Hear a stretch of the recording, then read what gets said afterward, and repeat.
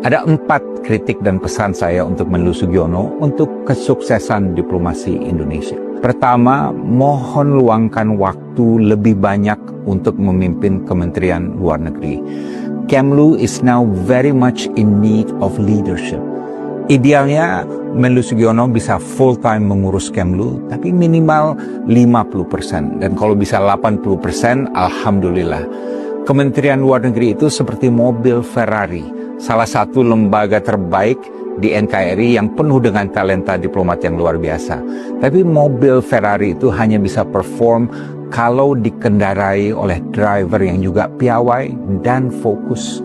Dewasa ini banyak sekali KBRI yang tidak mendapatkan arahan dari pusat.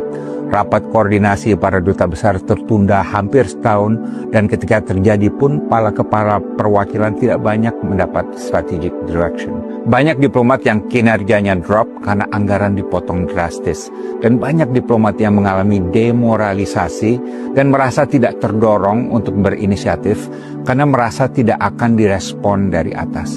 Bahkan kabarnya banyak duta besar kita yang sulit menemui Menlu kalau mereka pulang di tanah air. Dan resikonya banyak kesempatan di tingkat tinggi yang tidak akan ada follow-up-nya atau tidak terfollow up dengan baik. Dan juga ada resiko hubungan bilateral Indonesia dengan negara sahabat menjadi tidak berimbang dan lebih banyak dikendarai oleh mitra kita. Dan kalau ini terus berlangsung, maka Kemlu yang selama ini dikenal sebagai Center of Excellence, lambat laun akan menjadi Island of Mediocrity. Masalah ini bisa dianggap sepi sekarang, tapi meledak di kemudian hari, atau lebih baik masalah-masalah ini dibenahi dari sekarang sehingga 4 tahun ke depan Kementerian Luar Negeri bisa berjalan lebih baik, dan ini mutlak membutuhkan leadership dari Menlu Sugiono. Saya dan komunitas hubungan internasional tidak mau Kemlu kita mengalami nasib yang sama dengan Kementerian Luar Negeri Amerika Serikat.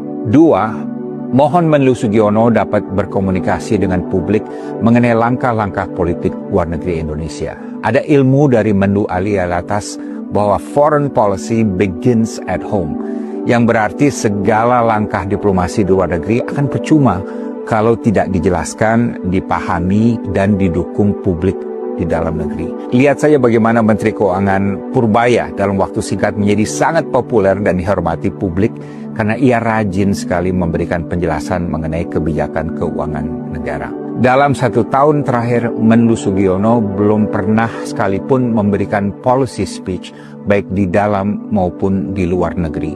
Juga tidak pernah melakukan wawancara khusus dengan media mengenai substansi politik luar negeri, baik di dalam maupun di luar negeri. Dan dalam 1 tahun terakhir, jarang sekali ada penjelasan publik dari Menlu mengenai langkah-langkah politik luar negeri Indonesia, selain pidato awal tahun yang telah menjadi tradisi Kementerian Luar Negeri. Kami tidak ingin melihat Menlu Sugiono mendapat predikat sebagai silent minister. Kami prihatin juga bahwa komunikasi Menlu Sugiono secara dominan dilakukan melalui Instagram yang penuh dengan foto dan video, tapi tidak ada suaranya. Dan kami juga melihat Menlu semakin menjauh dan semakin menutup pintu kepada publik untuk urusan hubungan internasional. Dalam Conference on Indonesian Foreign Policy yang merupakan konferensi politik luar negeri terbesar di dunia, ribuan pemuda dan mahasiswa Indonesia datang dari berbagai provinsi khusus untuk mendengar pembahasan mengenai politik luar negeri. Namun semua surat, telepon, WhatsApp, permohonan pertemuan, dan lain sebagainya sama sekali tidak direspon oleh Bapak Menlu Sugiono selama berbulan-bulan. Dan pengalaman saya, Menlu negara manapun, kalau mereka tahu ada konferensi politik luar negeri di negara mereka, apalagi sebesar ini, yang terbesar di dunia, mereka akan langsung membatalkan semua agenda lain untuk bertemu dan meladeni konstituen dalam negeri mereka.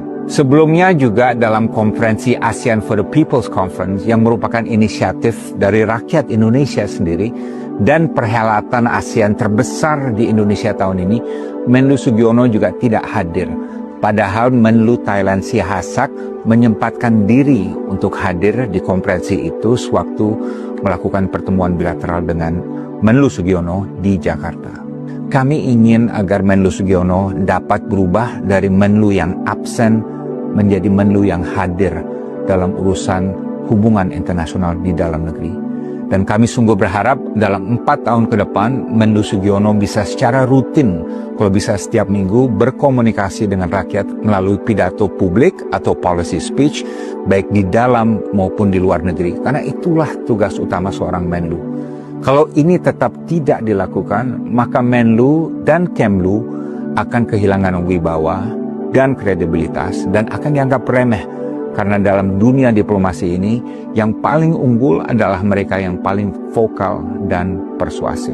3, mohon Menlu Sugiono dapat engage dengan stakeholders atau pemangku kepentingan hubungan internasional, baik yang mendukung maupun yang kritis. Ini tentunya konsisten dengan prinsip pemerintah yang melayani rakyat dan dekat dengan rakyat.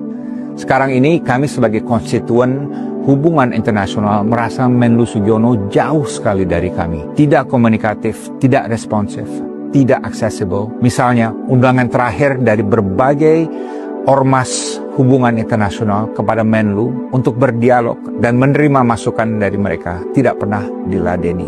Dan ini disayangkan karena tahun 2029 nanti kami sebagai konstituen politik luar negeri ingin sekali memberikan rapor yang bagus kepada Menlu Sugiono. Tapi ini tidak akan terjadi secara otomatis. Trust, respect, dan support from the stakeholders is something you have to earn. Dan azas yang selalu dipegang Menlu-Menlu terdahulu adalah never burn your bridges. Karena kalau ada masalah nanti, tidak ada orang yang akan membela Anda. 4, Menlu Sugiono dapat bersikap terbuka, welcoming untuk bekerja sama dengan akar rumput hubungan internasional. Saya paham tugas utama Menlu adalah untuk membantu Presiden, tapi ini tidak berarti memunggungi rakyat. Bahkan dua hal ini sebetulnya saling mendukung. Kalau ada inisiatif dari ormas hubungan internasional, kami berharap Menlu dapat responsif. Jangan sampai ada kontradiksi di mana Menlu di forum internasional selalu menyerukan pentingnya kerjasama, tapi dalam kenyataannya sangat susah sekali diajak kerjasama. Dalam dunia diplomasi, inisiatif bisa datang dari pemerintah, dari atas, tapi juga bisa dari bawah, dari ormas dan dari akar rumput.